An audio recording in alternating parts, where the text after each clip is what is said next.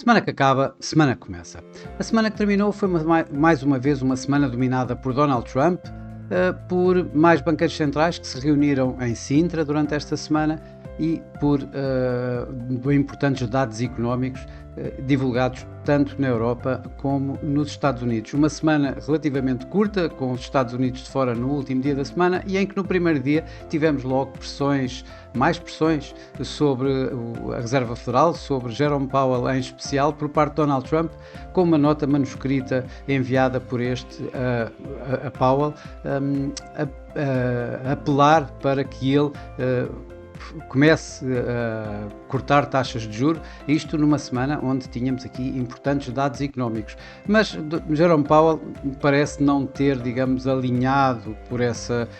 notificação manuscrita pelo próprio Donald Trump, isto quando em Sintra manteve o discurso que tem tido ultimamente, em que mantém a vontade férrea de esperar para ver no que é que vem aí em termos de o impacto das tarifas na inflação,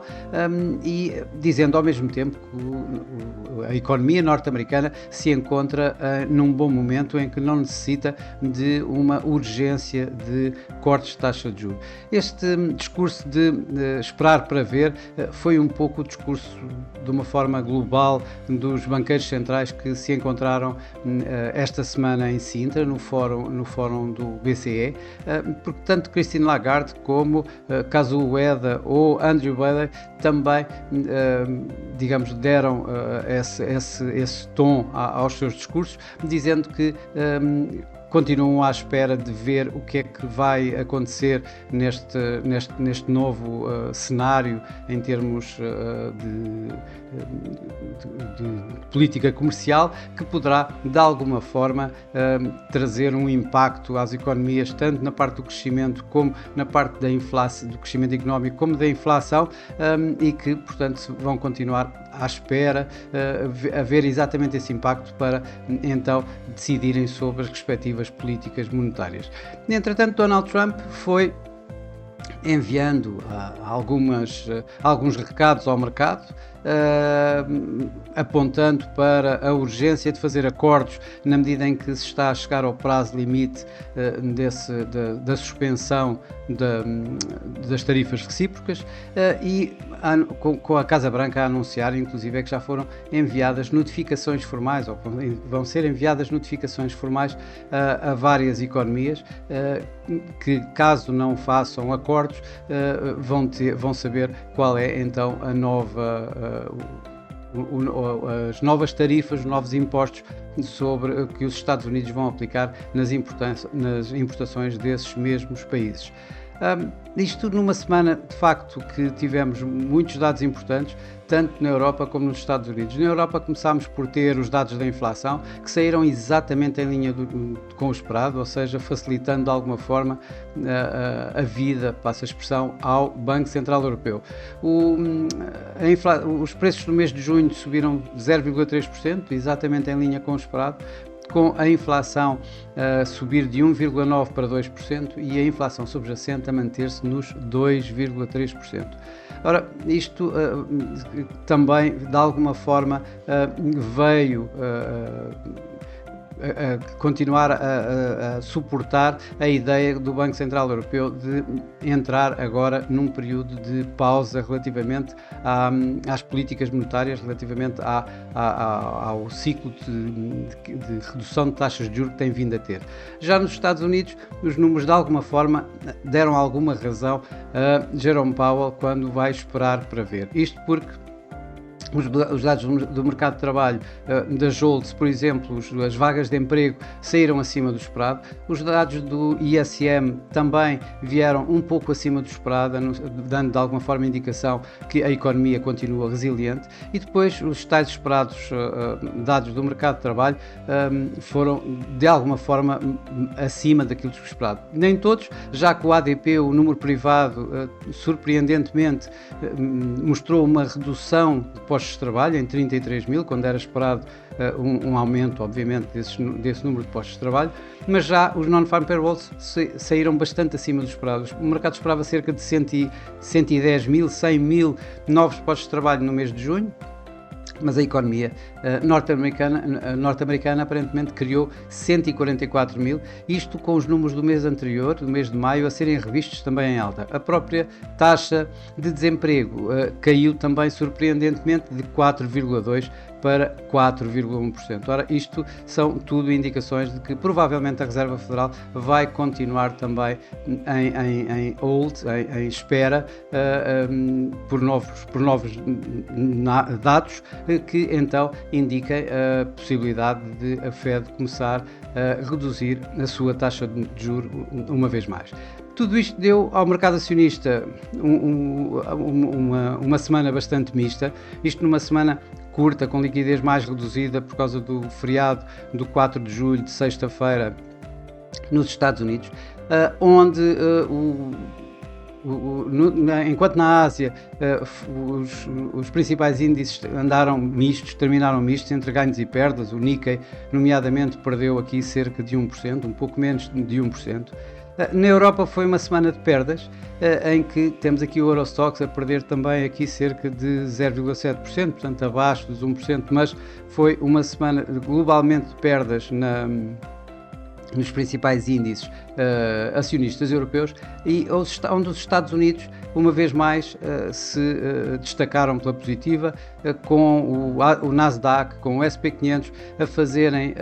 novos máximos de sempre, e como vemos aqui assim, o SP500 a ganhar esta semana cerca de 1,7%. Cá por Portugal, o nosso PSI não esteve em linha com os seus pares europeus, ganhou bem mais inclusive do que todos os outros. Tivemos o PSI a ganhar esta semana aqui cerca de 3,4%, onde a grande maioria, praticamente todas as cotadas em bolsa, na Bolsa de Lisboa, acabaram por obter ganhos, em que temos aqui Jerónimo Martins, que foi o que mais liderou os ganhos, que mais ganhou esta semana, e ganhou aqui a cerca de 7%, e uma das poucas que perdeu esta semana foi os CTT, e tiveram uma perda marginal na ordem dos 0,4% esta semana. Mas esta semana também foi uma semana onde acabou o primeiro semestre deste ano, terminaram os primeiros 6 meses do ano, e nestes primeiros 6 meses o que nós verificamos é que, por exemplo, os mercados europeus são os que mais ganharam. Temos aqui o DAX, que subiu cerca de 20%. O Nasdaq teve, junto com o SP500, uma evolução positiva aqui na ordem dos 5,5%, enquanto na Ásia tivemos entre ganhos e perdas, tivemos realmente alguns mercados, como por exemplo o sul-coreano ou Hong Kong, a ganhar bastante, em linha com o que ganhou, por exemplo, o DAX. Mas, por exemplo, tivemos o Nikkei a ganhar apenas marginalmente nestes 6 meses, cerca aqui de 1,5%. Já por cá, por Portugal, o PSI acabou por ganhar nos primeiros 6 meses aqui cerca de 17%. No mercado cambial, esta semana foi também uma semana bastante calma, bastante de consolidação dos atuais níveis. O dólar registou, é certo, um novo mínimo, o DXY fez um mínimo a 96, mas andou depois todo o resto da semana a consolidar entre os tais 96 de mínimo logo no início da semana e um máximo de 97, portanto tivemos aqui assim uma consolidação destes em níveis mínimos. Já o euro-dólar consolidou em níveis máximos, realmente fez um novo máximo do ano a 1,1830, também logo no início da semana, mas andou aqui assim a negociar durante a semana toda entre os tais 1,17 e 1,18, a consolidar em torno destes novos máximos do euro-dólar, nos máximos deste ano e dos últimos anos, aliás. Também, obviamente, tivemos aqui o fim dos primeiros 6 meses deste ano. E o que nós verificamos é que o dólar teve a maior perda dos últimos 50 anos, aproximadamente, em termos de primeiros 6 meses, da perda semestral, dos primeiros 6 meses, em que, como vemos aqui, o DXY perdeu quase 11% durante estes primeiros 6 meses. Já o euro-dólar, ou melhor, o euro ganhou face ao dólar nos primeiros 6 meses cerca de 14%, começou o ano em torno de mínimos abaixo de 1,02 para terminar praticamente a 1,18. Uma das divisas que mais ganhou também nestes primeiros 6 meses foi o franco suíço, como vemos por aqui, onde também ganhou face ao dólar aqui mais de 12% e com o dólar suíço a negociar em mínimos de mais de uma década. Em termos de mercados emergentes, pela negativa, destacamos uma vez mais a lira turca, que nestes primeiros 6 meses perdeu, como vemos aqui, quase 30% face ao euro, e pela positiva vemos o peso mexicano que, face ao dólar, ganhou nos primeiros 6 meses deste ano cerca de 10%. As commodities esta semana também,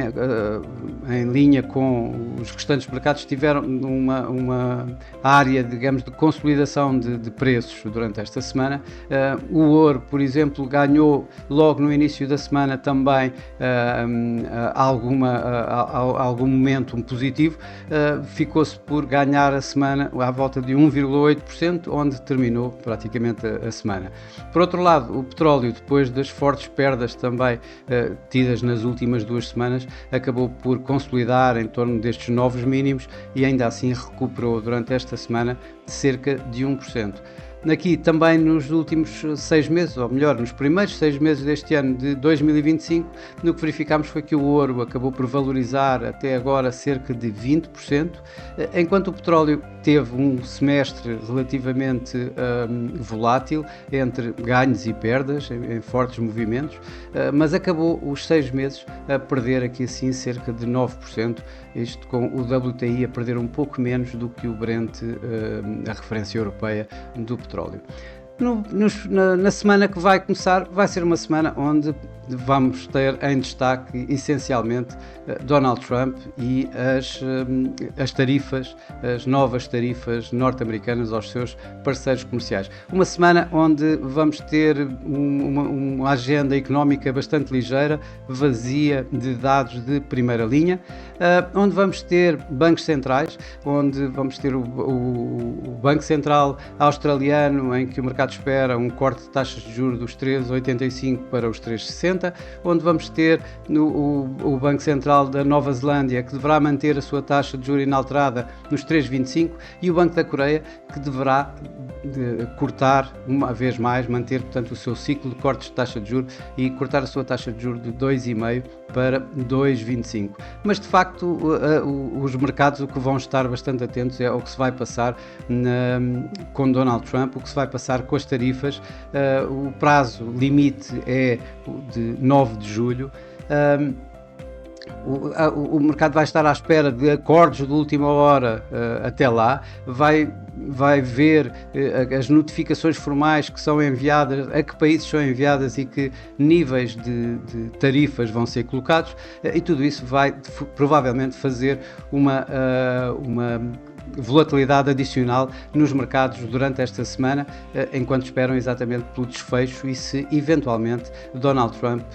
irá ceder e irá dar algum prolongamento destes prazos limites para os novos acordos que estão a tentar ser feitos com os Estados Unidos em termos de política comercial. Bom, e para esta semana é tudo. Desejo a todos uma boa semana, bons negócios, e eu por mim cá estarei para a semana com mais um Semana que Acaba, semana que começa. Até lá!